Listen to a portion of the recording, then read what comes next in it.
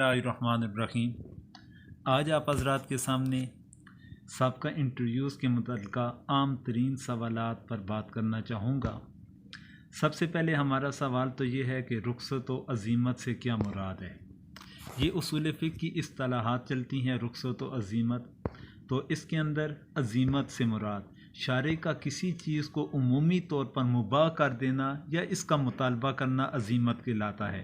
यानी कि जिस हालत के अंदर कोई हुक्म अल्लाह तबारक व तआला ने नाज़िल फरमाया है, शारे की तरफ से नाज़िल करदा कोई भी हुक्म है, उसे उसी हालत के अंदर उसी कैफियत के अंदर अदा करना उसी कानून उसूल और ज़वाबित के मुताबिक, ये अज़ीमत कहलाएगा। रुख़सत शारे का किसी चीज़ को मुकल्लिफ़ीन के लिए आसानी करते हुए ज़रूरत के वक्त से हलाल कर देना या इसके अंदर किसी किस्म की कोई कमी बेशी कर देना। जिस तरह अब अज़ीमत की मिसाल कि फ़र्ज़ नमाज का अदा करना है कि ज़ोहर की 4 रकात नमाज अल्लाह तबारक व तआला ने फ़र्ज़ फरमाई, उसे अपनी शराइत अरकान के मुताबिक मुकम्मल तौर पर 4 रकात इंसान अदा करेगा, मुकल्लिफ़ अदा करेगा, तो ये अज़ीमत है अपने वक्त के अंदर। और रुख़सत क्या होगी कि मुसाफिर है, मुसाफिर के लिए अल्लाह तबारक व तआला ने 4 से रुख़सत देकर उसे 2 पर महदूद कर लिया। अब ये 2 रकात जो मुसाफिर अदा करता है ये अल्लाह तबारक व तआला की तरफ से उसके लिए रुख़सत है, शारे की तरफ से रुख़सत है। फिर अगला सवाल है कलाला से क्या मुराद है। कलाला वाली आयत करीमा भी साथ में ज़िक्र फरमाएँ।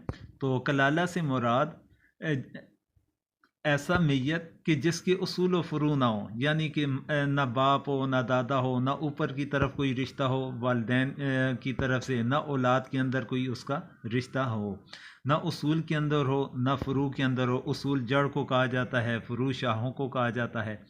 तो शाखें जो आगे औलाद चल रही है, उसूल जो असल है उसकी वालिदैन। तो ना ऊपर की तरफ से कोई रिश्ता है, ना नीचे की तरफ से उसका कोई रिश्ता है।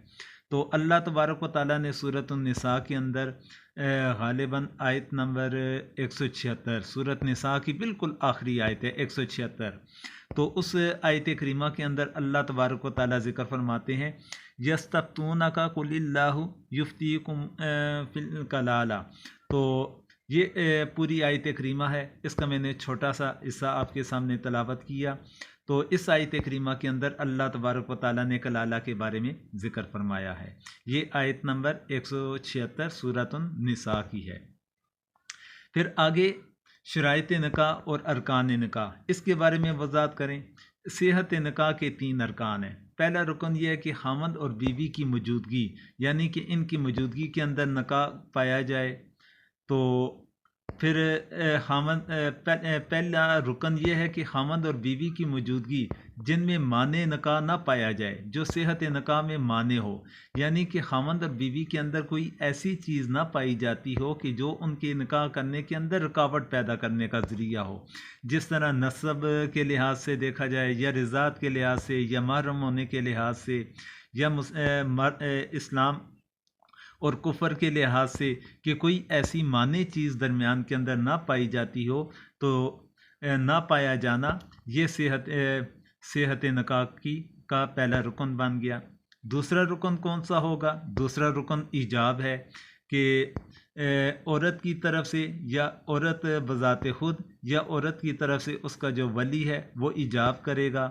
और तीसरा रुकन है कि कबूल करना, कि मर्द की जानिब से कबूलियत। बाज़ों ने ये 3 अरकान बयान किए हैं, और बाज़ों ने 3 अरकान कौन से बयान किए हैं कि पहले नंबर पर 2 गवाहों का होना, और दूसरे नंबर पर ईजाब है, और तीसरे नंबर पर कबूल है। और बाज़ हज़रात कहते हैं कि 2 रुकन है, कि पहला आ गया 2 गवाह और दूसरा आ गया दूसरे नंबर के ऊपर ईजाब और कबूल को वो एक ही रुकन तस्वर करते हैं। ये अलग तौर पर मैंने आपके सामने इसकी वजाहत कर ली, ताकि इख्तलाफी बात है तो वो दिमाग के अंदर सारे पॉइंट होने चाहिए।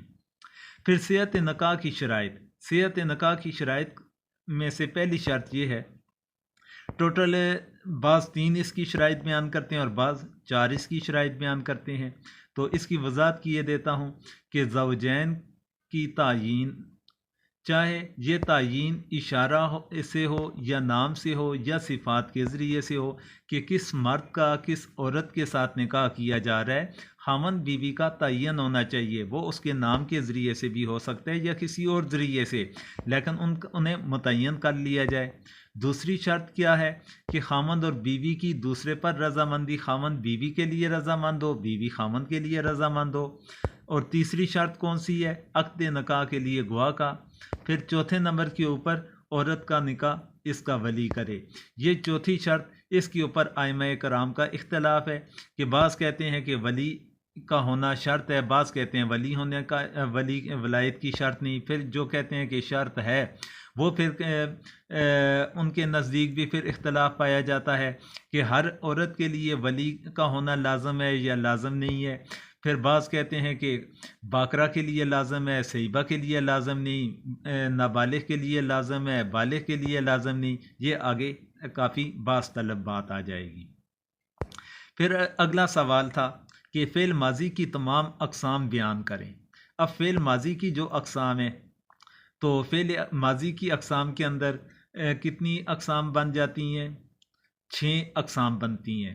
پہلے نمبر پر ماضی مطلق ہے کہ جو گزرے ہوئے زمانے کو مطلقاً ظاہر کرے، اس کے اندر اس قسم کا کوئی اشارہ نہ ہو کسی مخصوص قسم کے لحاظ سے۔ مطلقاً اگر ماضی کے اندر کوئی واقعہ ہو گیا، جس طرح مثال کے طور پر عارف نے کتاب پڑھی، اب کب پڑھی تھی، ماضی قریب میں، ماضی بعید کے اندر، اس طرح کا کوئی بھی اشارہ نہیں مل رہا، مطلقاً ذکر ہے۔ پھر دوسری قسم بن جاتی ہے ماضی قریب، جس میں قریب کا گزرا زمانہ پایا جائے، جیسے علی نے کھانا کھایا ہے، یعنی قریب قریب کے اندر اس نے کھانا کھا لیا ہے۔ تیسری قسم ہے ماضی بعید، جس میں دور ماضی کا زمانہ پایا جائے، جیسے سلمہ نے خط لکھا تھا، ماضی بعید کے اندر۔ ماضی استمراری، گزرا ہوا زمانہ جاری حالت میں پایا جائے، جیسے عدیل صبح سویرے اٹھتا تھا، تو اس کے اندر استمرار پایا جا رہا ہے، جاری حالت پائی جا رہی ہے، کنٹینیو پایا جا رہا ہے۔ تو پھر اس کے بعد جی ماضی شکیہ۔ ماضی شکیہ کیا ہے کہ ماضی کا زمانہ شک کے ساتھ پایا جائے، جیسے عارف نے نماز پڑھی ہوگی، تو اس کے اندر شکوک پائے جا رہے ہیں، تو ماضی کا ایسے الفاظ کا استعمال کرنا ہے جس کے اندر شکوک کا اظہار ہو۔ اور چھٹی قسم بن رہی ہے ماضی شرطی یا تمنائی۔ اسے شرطی بھی کہا جاتا ہے اور تمنائی بھی کہا جاتا ہے، اور بعض شرطی کو علادہ کہتے ہیں اور تمنائی کو علادہ کہتے ہیں۔ گزرے ہوئے زمانے میں کوئی کام تمنا یا شرط کے ساتھ پایا جائے، جیسے کہ کاش وہ سچ بولتا، تو اب یہ کاش یہ تمنا کی جا رہی ہے، تو یہ اس کے اندر تمنائی پائی جا رہی ہے، تو یہ ماضی تمنائی ہوگا۔ اور اگر شرط پائی جائے، جیسے راشد اگر کراچی آتا تو چڑیا گھر دیکھتا، تو اب ماضی کا زمانہ ہے اور اس کے اندر ساتھ میں شرط بھی لگائی گئی، اگر راشد کراچی آتا تو وہ چڑیا گھر دیکھتا، تو یہ شرطی کے معنی کے اندر چلا گیا، اسے ماضی شرطی کہہ دیں گے۔ تو یہ ماضی کی اقسام بنتی ہیں۔ تو عام ترین سوالات کے اندر آخری سوال یہ ہے کہ مثال مرسلہ سے کیا مراد ہے؟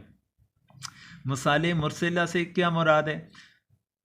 اس کا مطلب ہے خیر چاہنا، بلائی طلب کرنا، یہ اس کے معنی ہے۔ مثال مرسلہ سے مراد ایسے مثالیں ہیں جن کے اعتبار کرنے کی شرع میں کوئی دلیل نہ ہو، اور نہ ہی شارع نے اس کے لغو اور غلط ہونے کے بارے میں کوئی حکم لگایا ہو، اور یہ عمومی مثالیں ہیں جن سے مقصود عمومی فائدہ حاصل کرنا ہوتا ہے۔ یہ تھا مثال مرسلہ کی تعریف تھی۔ تو مثال مرسلہ کے اندر بھی آگے کافی بحث آتی ہے کہ مثال مرسلہ کی حجیت کے لیے کون سی شرائط ہیں، یا پھر اس کا طریقہ کار کیا ہوگا۔ اس کی ایک مثال کے ذریعے سے میں آپ کو سمجھا دیتا ہوں کہ مثال مرسلہ کی مثال جس طرح حضرت ابو بکر صدیق رضی اللہ تعالیٰ عنہ نے قرآن پاک کو ایک صحیفے کی شکل کے اندر جمع فرمایا تھا، ان کا یہ قرآن مجید کو ایک صحیفے کی شکل کے اندر جمع کرنا، اس سے پہلے یہ مثال موجود نہ تھی، اس کے اوپر کوئی دلیل موجود نہ تھی، ثبوت موجود نہ تھا، لیکن ایک مصلحت کے تحت یہ کام کیا گیا، فائدے کے لیے عمومی فائدہ تھا اس لحاظ سے کیا گیا، تو یہ مسالے مرسلہ کے اندر آ جائے گا۔ یا پھر منکرین زکوٰۃ کے ساتھ جہاد کرنا کہ اس سے پہلے یہ روایت موجود نہ تھی، حکم موجود نہ تھا، تو یہ عمومی مفاد تھا، تو اس لحاظ سے یہ چیزیں مسالے مرسلہ کی مسالوں کے اندر باتیں آ جائیں گی۔ آخر کے اندر دعاؤں کی درخواست ہے۔